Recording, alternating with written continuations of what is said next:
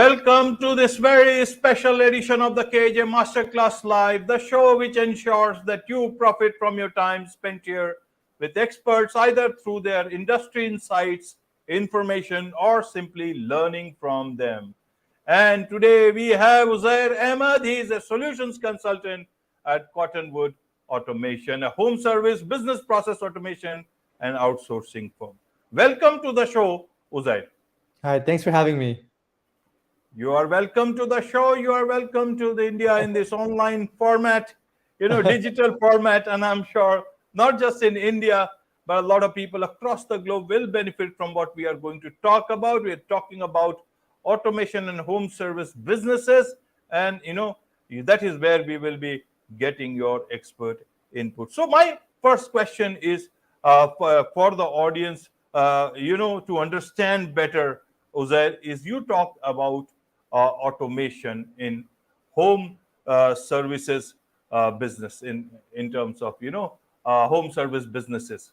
Now, Yeah. how does this work, automation part? Generally, people think home service businesses is people, vendors come, they come there with and do their job and go back, and that is where their job ends. So how does this automation part works in?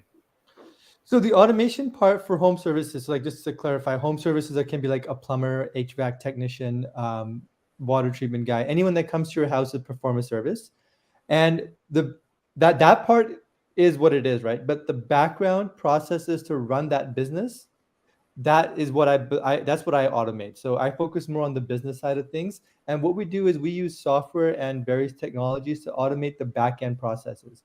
For example, like let's say you have a plumbing company here in North America, and it's you know that depending on the temperature outside, you have to run different ads. Like for example, if it's freezing, there's potential ads you have to run for pipes are freezing. So you can set up an automation that will look at the weather every single day and adjust the ads based on that. Or if you know your technicians are going to be late for a job, you can set up an automation where it calculates the distance, the time before, the time it takes to get to the next job and the scheduled job time. And if the job schedule if the time is mismatched, then you would send a notification to the customer saying, hey, your technician is going to be late. And these are ways that you can do proactive customer management, right? Just make sure that you tell the customer you're going to be late, but do it all in a very automatic way in the background so that you don't have admins just doing this stuff manually. Right. Uzair. Help me understand. This a lot of this is already happening in India. Also, a lot of this is happening in the US, where much more automation happens and much more at a faster rate. What is the special sort of an automation that you people are trying to bring? What is the level of automation till now? What is Yeah. it that will change? And in terms of customer experience, how much will change, suppose, if they implement your solutions into that whole process? Yeah, so there's a lot of, well, you think there'd be a lot of automation, but that's kind of like being in a bubble because a lot of these business owners do not actually implement any of that stuff. The technology exists, but there's a huge knowledge gap between what they know and what's possible. And a lot of these guys that own these companies are very focused on the tools and just like going to the job site and doing the job, but they don't know much about the back end, the business end of things, right? So Right. I like to work on very advanced level automations. But what I found in the market is that even very basic things like setting up a CRM is something that these people need help with, or even setting up a basic system or SOPs or even documentation. So it can go all the way from just like setting up a basic CRM to the level of automation I was talking about earlier, where you're proactively reaching out to customers when you know there's a chance that you might do a poor job. Right. In terms of, I just did a little bit of research, Uzair, before the show, and I was seeing in this, the top companies are already very strong in this technical side of things in terms of technology. From Amazon to a lot of other companies are there. If I am correct me at any place if I am not. Amazon wouldn't be involved in this. Like Amazon is like a $1 billion company. We're talking about like Tom and Sally who started a plumbing company 30 years ago, and they have 5 technicians, and they're doing Okay, $1 a year, right? okay, That's the okay. market that I go after.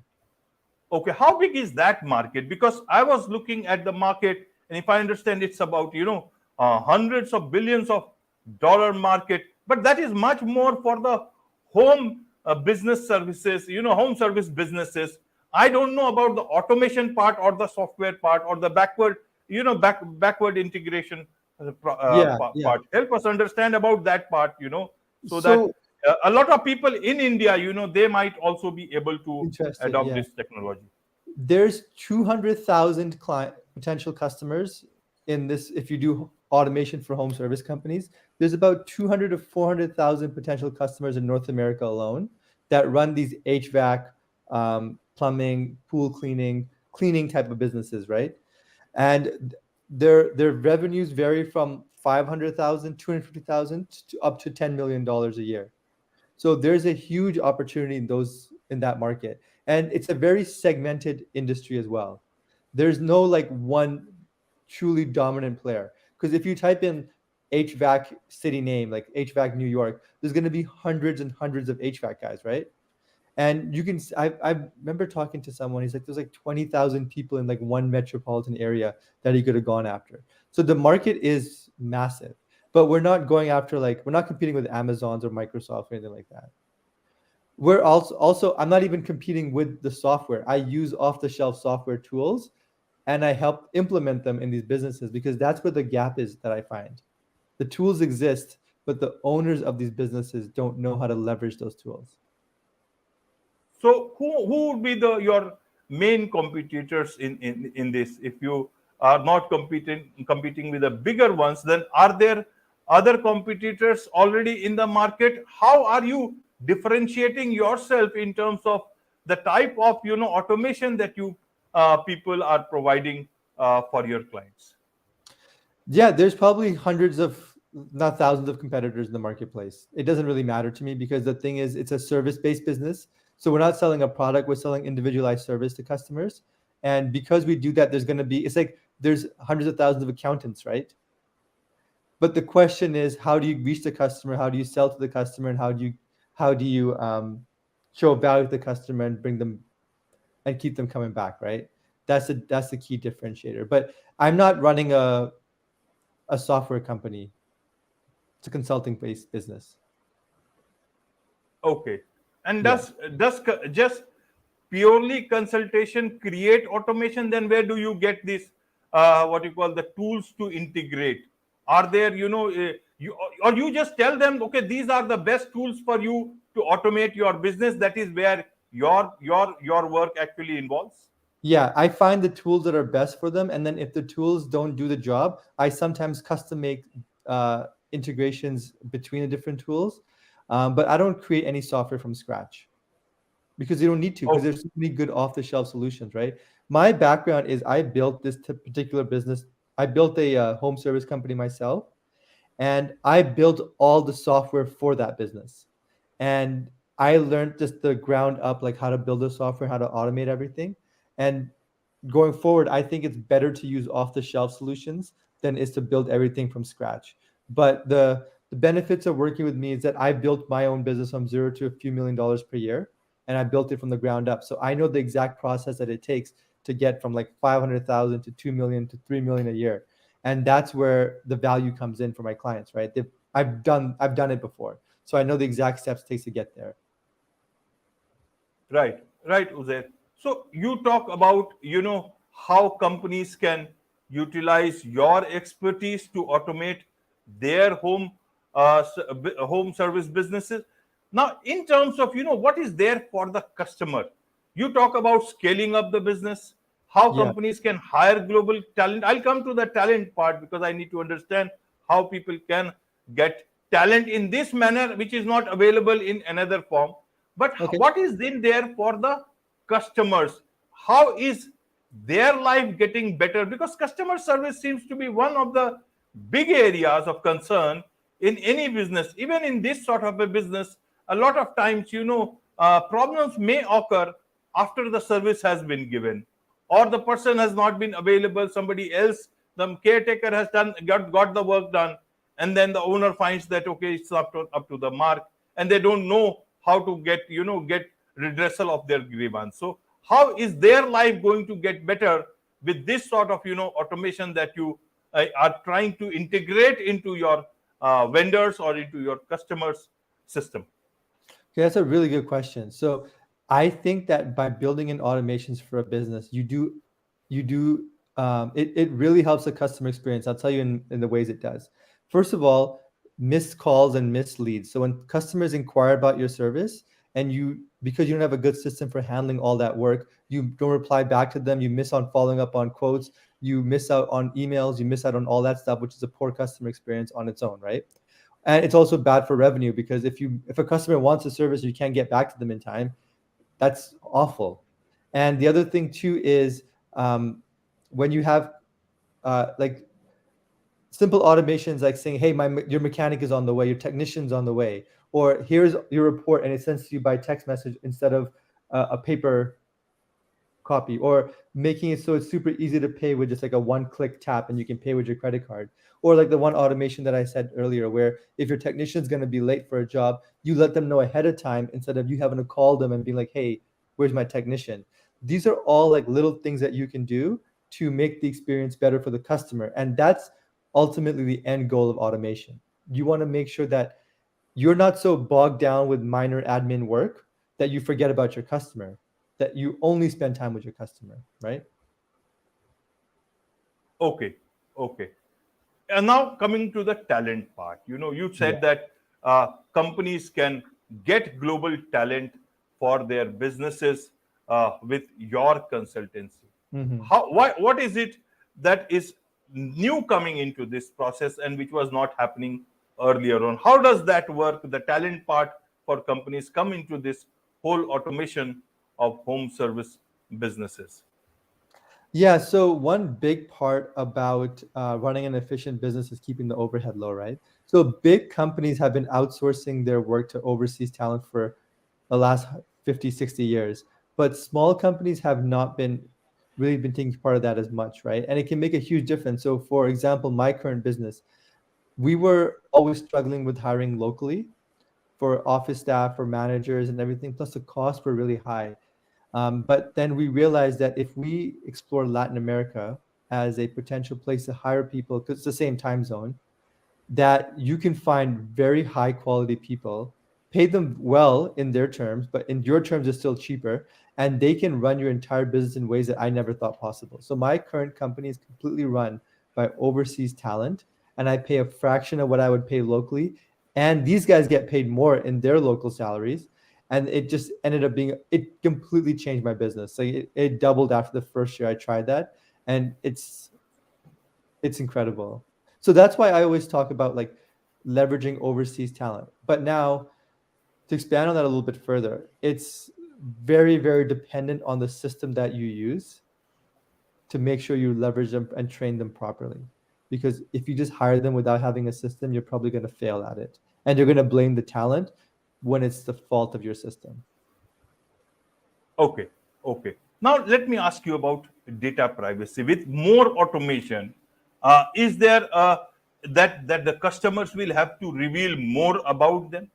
And earlier on, in the present manner, right now they don't have to do so. They just make the call, book the system, and people come in, do the service, and they are gone.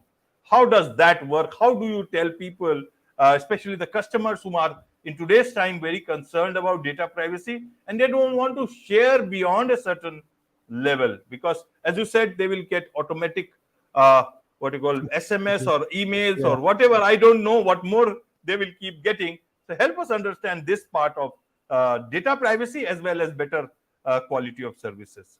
Well, it becomes a two-handed thing, right? Like customers want to keep the information while companies want their information. So it depends, right? Like from a business owner's point of view, I want to know as much as I can about my customers. I want their emails, phone numbers, addresses, everything, right? Because I can market to them better. But we all have to follow certain rules. So if a customer doesn't want to give that information, they can just say unsubscribe to all text messages, like do not contact me again. And businesses should respect that. Like I know there's some businesses that do not respect that, but I'm against that. If customers don't want to be contacted, they should make it known. But as a business owner, your assumption should be just take as much information as you can. Right, right. And customers fear that it's not about them using; they are also selling those that Yeah. information to other businesses. That is the I've never biggest heard of fear. that. I'll never know about that. I've never seen that happen, but I've never done it, right? So I guess people do it. Absolutely, absolutely. Now let's look at the automation part we talked about, the integration of artificial intelligence. Uh, Yeah. is what you are talking about is all based on artificial intelligence, or is it that it will, as time goes by, you will get that into the picture, into the scheme of things? How does Yeah. that work? Is it going to, again, we are left at the mercy of more bots, because more and more people are seeking much more human intervention, and here we are getting much more artificial. I have no complaints about that, but we have to see how this pans out. What is your understanding? How do you explain if you are bringing in AI into this whole automation process? So I started off thinking about bringing lots of AI to the businesses, but then I realized that AI is just a tool like anything else. And it's not going to be a magic pill in any way, shape, or form. If your business is fundamentally flawed, your systems aren't in place, your automations aren't in place, no amount of AI is going to save you. AI is just like, right now, in my opinion, a cherry on top for if you have a really good system already, you can start implementing AI in different ways.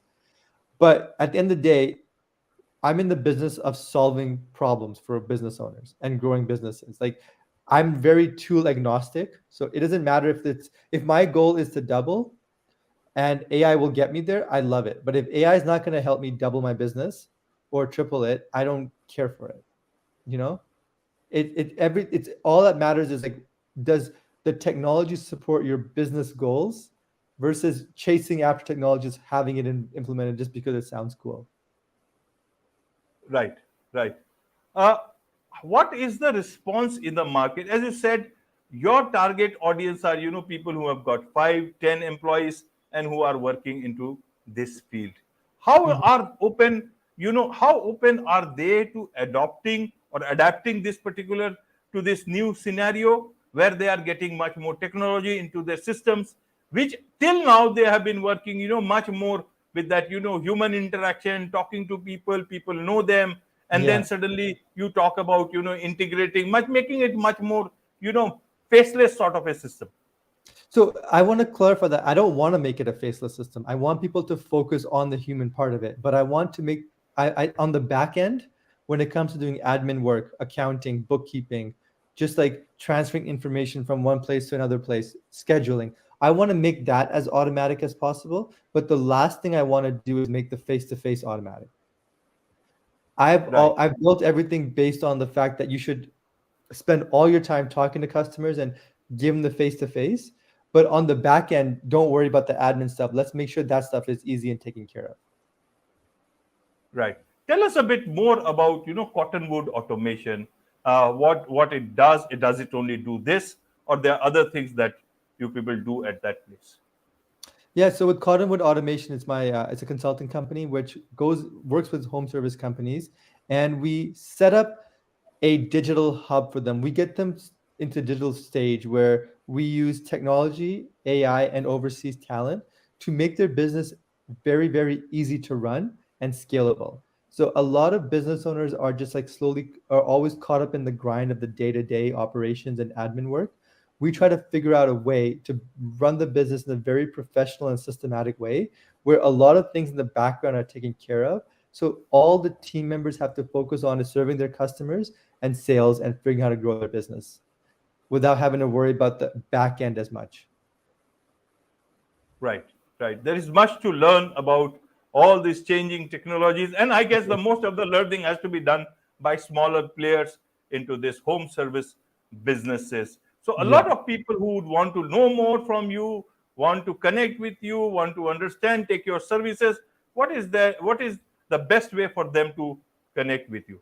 The best way to connect with me is to go onto cottonwoodautomation.com, COTTONWOOD, automation.com. And then if you click contact me, you can schedule a call with me there. Absolutely, absolutely. With this, it's a wrap on this very special edition of the KAJ Masterclass Live. Thank you so much indeed for joining us.